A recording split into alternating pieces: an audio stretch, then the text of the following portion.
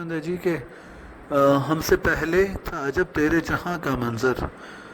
کہیں مسجود تھے پتھر کہیں معبود شجر، خوگر پیکر محسوس تھی انسان کی نظر، مانتا پھر کوئی اندیکھے خدا کو کیوں کر، تجھ کو معلوم ہے لیتا تھا کوئی نام تیرا، بازو مسلم نے کیا کام تیرا۔ تو اس میں علامہ اقبال اللہ تعالیٰ سے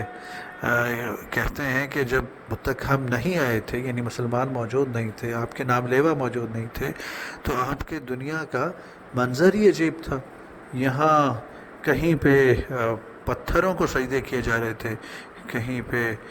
درختوں کو معبود بنایا جا رہا تھا، ان کی عبادت کی جا رہی تھی، اور انسان کی نظر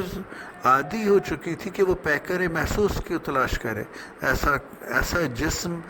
جسے وہ اپنے حسیات کے ذریعے، اپنی حواس خمسہ کے ذریعے جب تک دیکھ نہ لے، جب تک ٹچ نہ کر لے، جب تک سونگ نہ لے، جب تک اسے سن نہ لے، تب تک وہ اسے مان کے نہیں دیتا تھا۔ تو ایسے میں کہ انسان کی نظر جو تھی وہ ایک حیت کو، ایک شکل کو تو محسوس کرنے کی عادی ہو چکی تھی،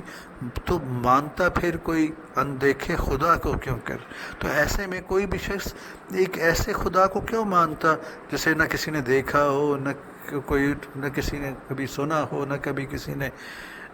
ٹچ کیا ہو، نہ کبھی کسی نے اسے سونگھا ہو، کوئی یعنی جو حسیات کی قید میں ہی کبھی نہ آیا ہو، تو ایسے خدا کو بھلا دنیا کیوں کر مانتی؟ تجھ کو معلوم ہے لیتا تھا کوئی نام تیرا۔ آپ ہی بتائیے، آپ کو تو معلوم ہے، کیا اس وقت کوئی آپ کا نام لیا کرتا تھا؟ نہیں لیتا تھا۔ بازو مسلم نے کیا کام تیرا۔ تو اگر کسی نے کام کیا ہے آپ کا تعارف آ کے پھیلایا ہے، آپ کی توحید، آپ کی تخلیقی صلاحیت کا تعارف کسی نے انسانیت کو دیا ہے، اور آپ کے اندیکھے خدا ہونے کے